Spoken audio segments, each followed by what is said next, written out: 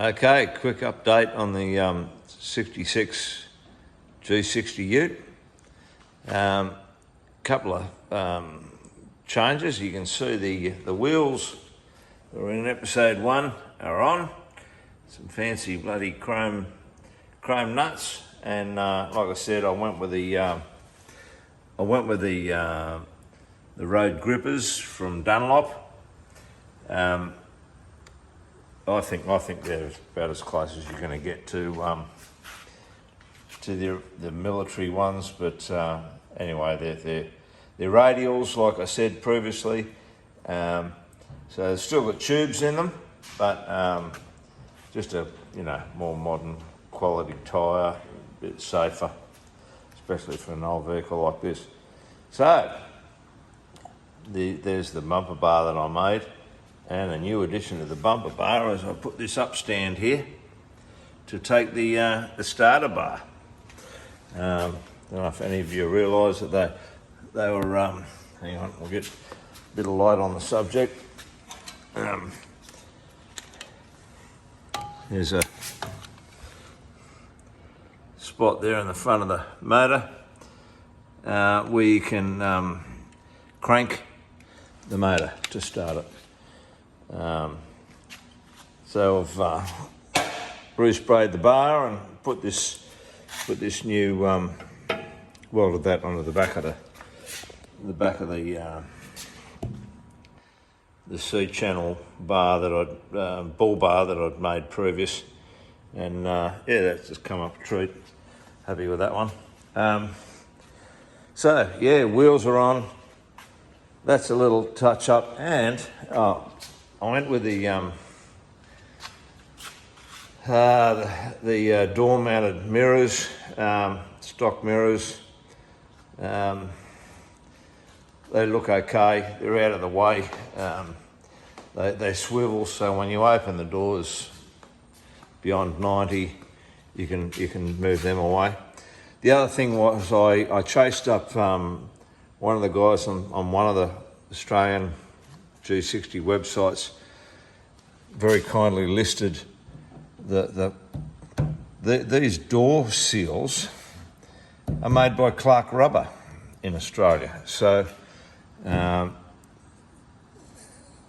got the outside one and the inside one, which actually help to the gearing on the winders are usually half knackered on these old cars, and that actually helps keep the window up and a little more control actually. So it works better. The unfortunately the link that he gave me for the actual door rubber was not the right one, and I'm still chasing up the right ones, because I need I need something for the doors to close against. But apart from that, nothing else has changed on the inside yet. Yes, so Santa Claus has been, but I got a petrol tank at last.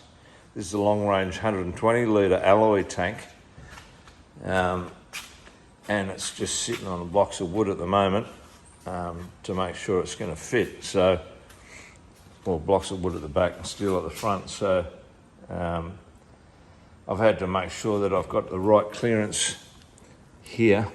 That scratch line there is the face of the cab, and the footprint of the tray is 100 millimetres, and then it rises at about 30 degrees, so that should clear this. And 70 millimetre crossbar on top of that sits perfectly underneath the brackets that were on this tank. I had to try to work with what I had. And at the back, traditionally the traditional tank, I think it was only like 50 litres or something. They hung in a basket that was bolted to these brackets on the back of this this bar that's bolted, that's welded between the subframes, right?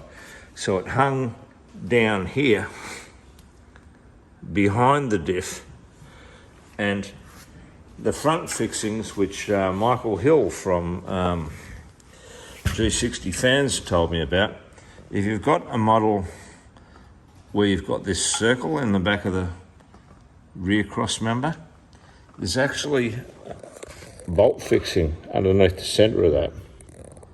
Don't know if you can see it. Fingers in there, it is there, right? And that's where the basket on this side bolted to support the tank underneath here, right? And the other one is this little bracket. Yeah, this little bracket. So you can see there's a hole there, fixing point under there. So they were the fixing points at the very rear, and at the front of the tank were these three brackets on the cross member that hung the tank down here, right?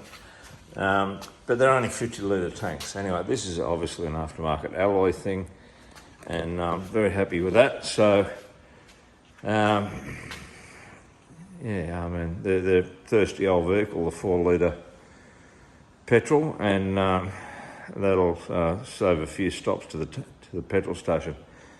Okay, so any other thing I did was I put this on just temporarily. It's I think it's called a Pintel, Pintel, Heyman Reese style turbo. Got that off eBay. Anyone that's interested, just make sure you got your high tensile bolts and bolted them to the back cross member. Clearly, my cross member has a bit of a it's a bit, well, it's not plumb. So I've just got a temporary packer in there, but I'll work something else out. But at the moment I had to do that to make sure that this was level.